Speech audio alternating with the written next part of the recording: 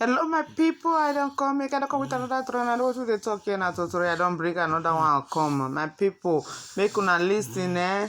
See, when this Nigeria started, say first election wey dem ring na fake. Na be the first election. Even Awolowo come outside, come bring the flag down, say Nigeria will not be whole because why? They don't want independence. And the fight Awolowo bring am down. And some people they write am for statement here say somebody forgive you, make you forgive am. Yes, of course, forgive am, but if you forgive am, you forget, you go come do worst. And na the worst na una dey receive now. All Nigerians, anybody call itself Nigeria, na una dey receive now. It's time for us to stand up and wake up. Una know how they do here. Don't forget to like, comment, subscribe, and remain blessed. You are blessed. And Mrs. Carol Smith, welcome to the program. Thank you. May I say how delighted we are to be on Passion. We've looked forward to speaking to an African television station for decades. This is something we have looked forward to for such a long time, and we are so happy to be here. Thank you. Mr. Aaron Smith was a young, bright, and principled Oxford University graduate who was recruited by the Colonial Office and posted to Nigeria. He took his final examination a year ahead of his class. He also married Mrs. Carol Smith, whom he met while they were both at Oxford University. Together they went to Nigeria, where they had their 2 children. Mr. Aaron Smith, you were featured in a program recently by BBC Radio 4, Yes. titled Document, Yes. and that was hosted by Mr. Mike Thompson. Yes.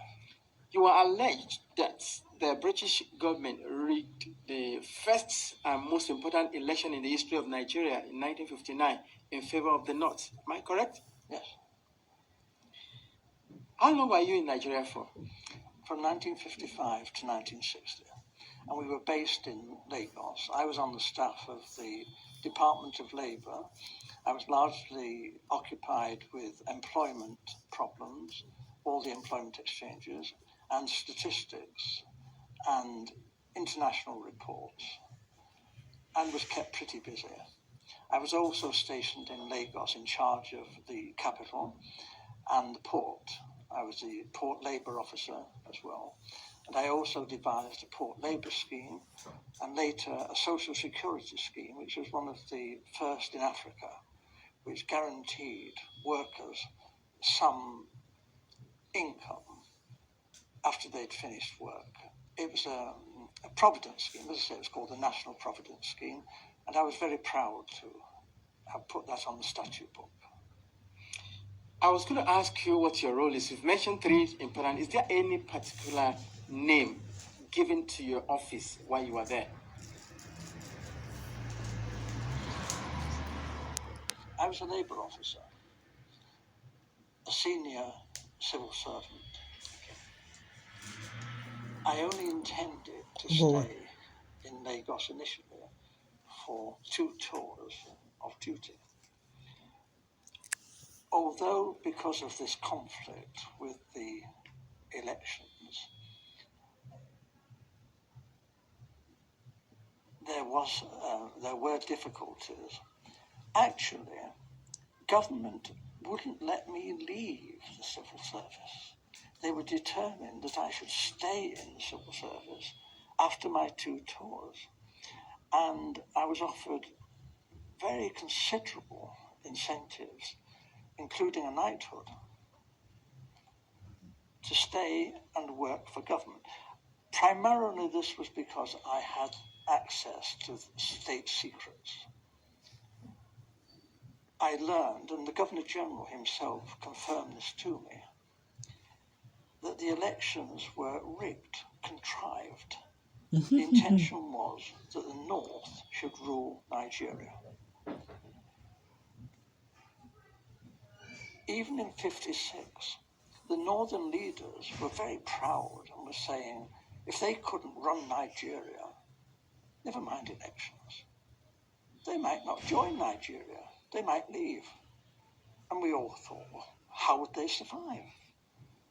There were no industries, there's not a great deal of agriculture, some groundnuts in the north. This wasn't very practical at all. And then it was, the Governor-General seemed to be thinking, that the North couldn't, even if it won an election, rule Nigeria by itself. The South wouldn't stand for that. So there had to be a partner, either the Igbos in the east or the Yoruba in the west, to team up with the North. What he didn't want was for the two southern parties, the Igbo and the Yoruba, to team up to form the government, because he believed the North wouldn't tolerate that and talked about leaving the federation. So as I learned, in a small way at first, but very rapidly I learned about the election fixing. And as I say, this was confirmed to me by the Governor-General. He actually said that he wanted me to know the truth because he wanted me to know how much trouble I was in. You mentioned statistics. You were collecting figures. Is that for labor and unemployed people only, or general? Primarily, but obviously my interest was in the population Of Nigeria? Yes.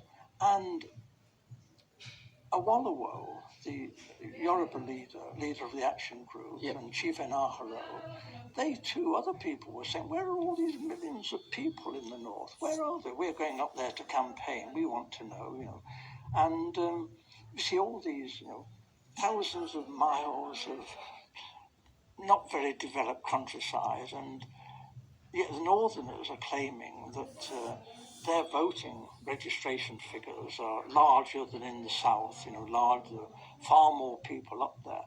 Well, actually, if you went through the Igbo land, Enugu and that, you saw lots and lots of people. If you went to Ibadan, again, Ibadan teeming with millions of people. But we didn't actually see many Northerners, and obviously not many Northerners at that time came to Lagos.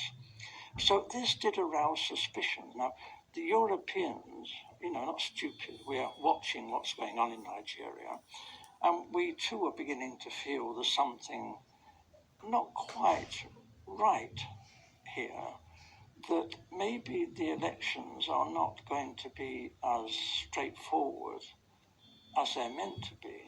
Nigeria was being described as the showcase of democracy, and it was expected that the nationalist leaders would win through.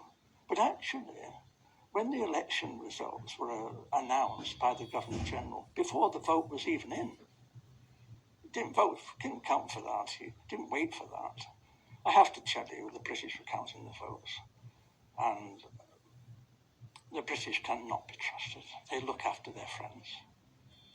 Loyalty is the big thing for the British. And we were friends with the emirs of the north. We looked on people like Enaharo and Awolowo as rather dangerous people. They might even be communists. That's ridiculous, actually. They couldn't be communists in 1,000 years. But this was the sort of thing that was being said. And we were, Europeans, were getting a bit worried about all this. It wasn't quite the honest, straightforward election that we were hoping for. Apart from Professor Anderson and Dr. Patrick Wilmot that supported your submission on the rigged election, there were other people who also served in the colonial office in your days. Who opposed to this submission? Initially, I was warned of what was going on by my senior officer, a Major Bunker. I didn't know, and I knew that the Governor-General had directed me to take all the office staff of the Ministry of Labour to help Chief Okoti Igbo in politicking in Warri. And this was most irregular, and I refused to do this. Having refused an order, I know what the drill is. You resign. I resigned my post. That is the proper thing to do. What they did then was rather devious. They persuaded me to withdraw my resignation, and when I did, they sacked me. It didn't go through, but I thought this was a bit low after I had resigned and was prepared to leave the country.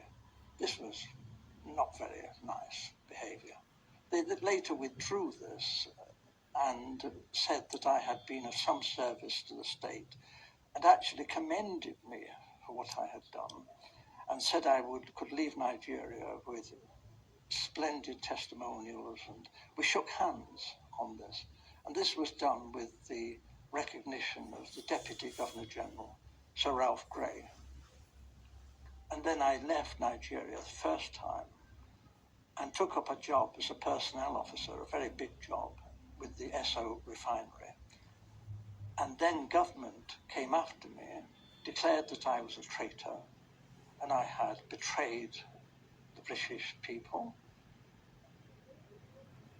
ought to be imprisoned.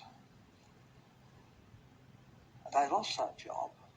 And then they came to me again and said it's all been a big mistake, dreadful mistake. I'm a jolly decent chap, an Oxford chap. They put me on a plane straight back to Nigeria, where I'd make up for the time I'd been away. There was a great deal of good work for me to do, and we fell for this. We shouldn't have gone back, but we did. Now, if you recall what you said about the role of the Governor General and the attitude of the British government in particular, regarding the fear that Awolowo, Okutiebo, and the lot of them from the south are dangerous, is there a particular reason? Why the fear from the British government? Is it that they don't want to release or relinquish Nigeria? They still want to control Nigeria? They knew that the North would do as they said after independence. If it had any, the North would just, because it was their habit, they liked the British, whereas the nationalists were an unknown factor. Actually, when they took the flag down and hoisted the Nigerian flag, not one of the major nationalist politicians was there. They weren't even on the platform. This was incredible. These were the people who had sought independence. The people in the North didn't want independence. They didn't want the British to leave. So this was a farce. And for most Europeans who were very close and watching this, we were disgusted. We thought this really had been manipulated, this election. It was unworthy. It was unworthy of the British people, this. This was no honest, straightforward thing that you would expect Britain, the mother of parliaments, to do. This was cheap and low and criminal. And I opposed it. And I opposed it then, and I've opposed it ever since. And I'm telling you the truth. And I was warned, if I told you this state secret, my life could be forfeit. Earlier on, you said the British government wanted the North in alliance with either of the southern region, either with the Yorubas or with the Igbos. But without which they cannot they can't do this rule the country. The problem was that Awolowo was a highly principled man. Okay. You didn't talk to Awolowo about squalid deals and fixing things. Awolowo was not that kind of person. If you read his books, this man was a world statesman. And his young lieutenant, Chief Enaharo, was brilliant, absolutely brilliant. However, they did do a deal with Zik, Dr. Azikiwe, from the east. Dr. Azikiwe, there was this big problem in Nigeria. It's the same big problem in America and in Britain. How do you get funds to fight elections? The candidates in Nigeria had no money, but they did have marketing boards, which were a kind of semi-nationalized industry. And they borrowed money from the marketing boards. But there was a suspicion that Dr. Azikiwe, who has formed his own bank, the African Continental Bank, was actually bankrupt. But he was borrowing very large sums of money from the marketing boards and not necessarily repaying the loans. We knew this. We had a great secret service. All the politicians' phones were tapped. All the politicians' mail was opened. Everything that any major politician did in Nigeria, we knew in hours. We watched. We knew all that was going on. Are you saying, in essence, that Dr. Azikiwe took money? He was blackmailed by the British to do our bidding. We told Dr. Azikiwe that he could go to prison If an inquiry was carried out into his bank and his financial circumstances. However, we would not want to be vindictive if Dr. Azikiwe was cooperative in helping forward the plans that we had made in the best interests of Nigeria. Dr. Azikiwe has nothing in common with the northern politicians. He loathed the northern politicians. But Dr. Azikiwe went north, did as he was told, and what he was promised was this. The real power, effective power, would be in the hands of the northern emirs. However, it would look great if the president was Dr. Azikiwe and he was given a field marshal's uniform and an admiral's uniform. He asked, please, could he have a row of medals? But they said, well, no, that was a bit difficult, to get the medals. So when the ambassadors started arriving, he was known to be asking people from foreign countries, perhaps they had a medal for his uniform. We thought this was terrible, but it was said that this happened. He was very vain. And for a time, he functioned as first the Governor General, and then when Nigeria became a republic, as the president. But he had no power. And when he did try to tell the army, he said, I'm the field marshal, the army has got to do this. They said, hey, you're just a ceremonial figure. You have no power. The Prime Minister, Balewa, gives us our orders. So there was a feeling then that there was going to be trouble. And then it was because the Awolowo and the Action Group had become the official opposition.